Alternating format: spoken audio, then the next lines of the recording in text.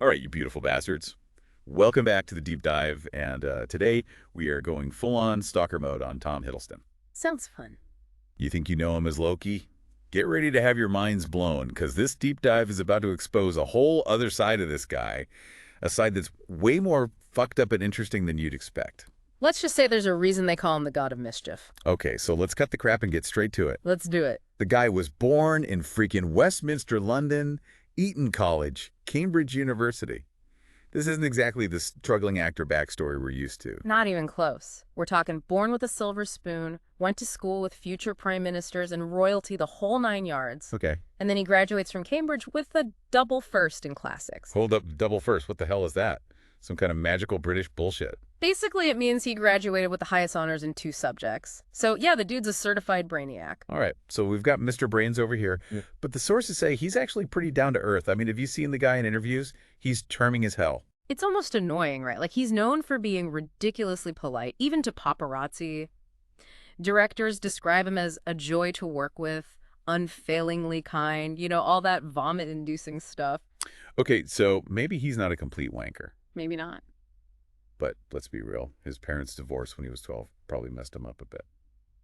Did that fuel his acting career, maybe? Yeah, he's talked about how that experience definitely shaped his understanding of human relationships, the fragility of it all. Yeah. And I think that depth of emotion definitely comes through in his acting, especially when you look at some of his more complex roles later on. Speaking of roles, Right. guess what this Shakespeare-loving motherfucker was doing while at Cambridge? Let me guess, writing sonnets by candlelight while sipping expensive brandy. Uh-huh.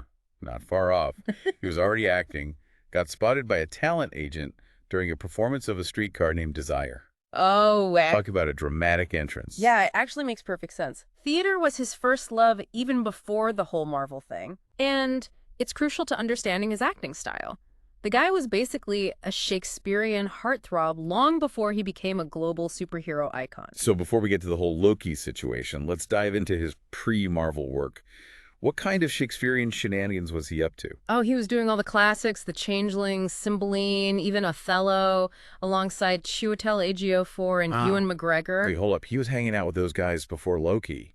That's some serious Hollywood pedigree right there. Oh, yeah, he was already well connected in the industry. He even starred in Ivanov with Kenneth Branagh, Okay. which is a pretty important detail because guess who directed the first Thor movie? Kenneth Branagh. You're telling me he had that connection before he even stepped foot in Asgard? Exactly. Branagh saw something special in Hiddleston's talent and basically vouched for him with Marvel. Wow. But here's the kicker. Hiddleston initially auditioned for the role of Thor, not Loki. Wait, what? Seriously?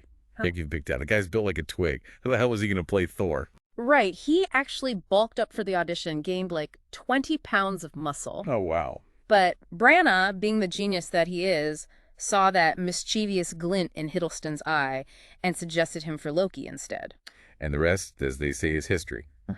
Loki became a global phenomenon and launched Hiddleston's career into the stratosphere. It's crazy how a simple casting decision can change everything, right? Totally.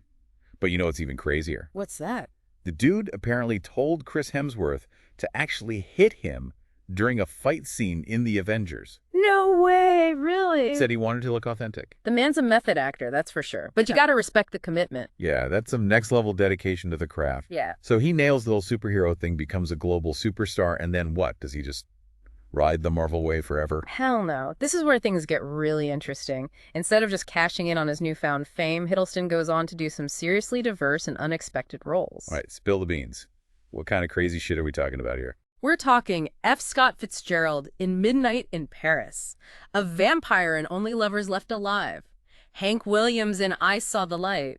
He even learned to sing and play guitar like a pro for that one, and a troubled resident in a dystopian high-rise in High Rise. This guy does not shy away from a challenge. Hold the phone. He played Hank Williams. That's insane.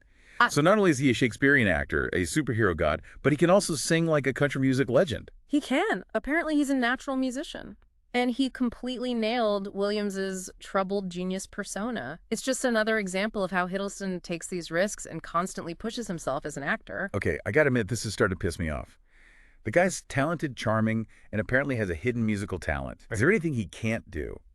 Well, we haven't seen him do stand-up comedy yet, Oh, God. but who knows, maybe that's next. God, don't even put that out into the universe. The world doesn't need another perfect person. But wait, it gets even better? Remember that whole Rear of the Year award he won in the UK? Rear the year. What the fuck is that? Is that like a real thing? Dead serious. It's exactly what it sounds like. He won an award for having the best ass in Britain. Oh my God. And it's not just that he's consistently on the best dressed lists. The guy's a walking paradox. All right, this is officially bullshit. Yeah. Not only is he talented, charming, and successful, but he's got a great ass and impeccable style. What the hell, man? Yeah. Is he even human? It almost seems like he's engineered in a lab to make the rest of us feel inadequate. Right. But here's where it gets really juicy. Oh, I'm all ears. Give me the dirt. Despite all this perfect human bullshit, Hiddleston has been super open about his struggles with anxiety and self-doubt. It's like he's trying to show that even someone who seemingly has it all still faces real human struggles. Wait, hold on. Are you telling me that even Mr. Perfect isn't actually perfect? That's almost comforting. Right. It's like a reminder that we're all just figuring things out, Yeah. even the ridiculously good-looking, multi-talented gods of mischief. All right, I can almost handle the talent, the charm, the ass, but the vulnerability too. Fuck this guy. Right. Exactly. It's like he's engineered to make us all feel inadequate, but it's also what makes him so fascinating. He's this complex, multifaceted person who's constantly challenging himself and defying expectations. Speaking of defying expectations, let's get back to his career choices. He could easily coast on his Marvel fame, but he keeps picking these diverse, often darker roles. What's the deal with that? It's like he's deliberately trying to avoid being typecast. He doesn't want to be just Loki or just the charming British guy. Yeah. He wants to explore the full spectrum of human experience, the good, the bad, and the ugly. Yeah, and he's not afraid to get ugly. Remember High Rise? That movie was fucked up. Totally. A troubled resident in a dystopian high-rise. It's a far cry from charming Loki, wouldn't you say? But that's what's so cool about Hiddleston. He's not afraid to take risks, to play characters that are flawed, even repulsive. It's like he's using his Loki fame to sneak in these more challenging artistic projects. It's pretty smart, actually. Exactly. He knows that people will come see him because they love Loki, but then he uses that platform to expose them to something different, something they might not normally watch. Okay, I'm starting to see the method to his madness. He's playing the long game, using his star power to elevate these smaller films and challenge himself as an actor. And let's not forget his Shakespearean background. That classical training shines through in everything he does, even in blockbusters. You can see it in his posture, his delivery, the way he commands attention. Yeah, there's a certain gravitas to his performances, even when he's playing a mischievous god or a troubled writer. Absolutely. He brings a depth and nuance to his roles that most actors can only dream of. But is it all just an act? I mean, is this guy really as deep and complex as he seems, or is it all just a carefully crafted persona? That's the million-dollar question, isn't it? It's hard to separate the persona from the person, especially with someone as private as Hiddleston. He doesn't do a lot of interviews. He's not on social media. He keeps his personal life very guarded. Yeah, he's like a goddamn enigma wrapped in a riddle, dipped in a layer of British charm. But maybe that's what makes him so intriguing. The mystery, the unknown, the sense that there's always more to uncover. All right, I'm starting to feel like I'm down the rabbit hole here. The more we learn about this guy, the less I feel like I actually know him. That's the beauty of Tom Hiddleston, my friend. He keeps us guessing. He keeps us wanting more. And he keeps us feeling like we're about to have an existential crisis. Yeah. Seriously, this guy's messing with my brain. Don't worry. It's a common side effect of the Hiddleston deep dive. But it's a good thing. It means we're thinking critically, we're challenging our assumptions, we're not just taking things at face value. Okay, I'm trying to embrace the existential crisis here, but I need a drink. Okay, I'm back feeling slightly less existentially confused, but still completely baffled by this Hiddleston enigma. Where were we? Oh, yeah. Trying to figure out what makes this guy tick. Well, I think one of the keys to understanding Hiddleston is his passion for storytelling. Whether it's Shakespeare, Marvel, or an indie film, he's drawn to projects that have a strong narrative and explore complex human emotions. Okay, so he's a storyteller. That's not exactly breaking news. Every actor tells stories. What makes Hiddleston so special? It's the way he approaches those stories. His commitment to authenticity and his ability to connect with the audience on an emotional level. Remember when we talked about him asking Chris Hemsworth to actually hit him during that fight scene in The Avengers?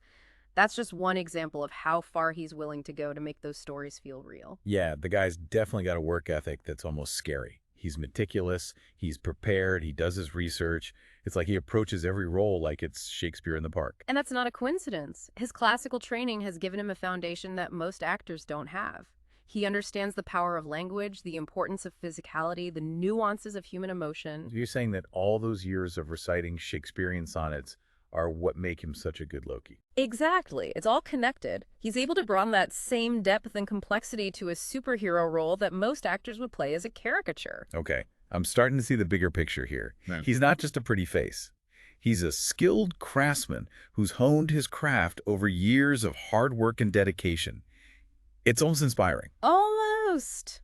Come on, admit it. You're a little bit impressed. Fine, I'm impressed. But I'm still pissed off that he's so damn perfect. It's not fair to the rest of us mere mortals. Well, maybe that's the point. Maybe he's setting a high bar, challenging us to strive for excellence in our own lives. Whoa, hold on there, Professor. Let's not get too philosophical here. This podcast is about a hot actor, not a self-help seminar. Fair enough.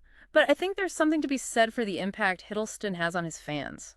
He inspires people, he makes them think, he challenges their perceptions. Yeah, I guess that's true. He's definitely not your average celebrity. He's got this weird mix of intellect, charm, and vulnerability that makes him, well, fascinating. Exactly, and that's what keeps us coming back for more. We want to see what he'll do next, what crazy role he'll take, on what boundary he'll push. So what do you think is next for this guy? Is he going to stick with the blockbusters or go back to his indie roots? Or maybe he'll finally embrace his destiny as a Shakespearean stage legend.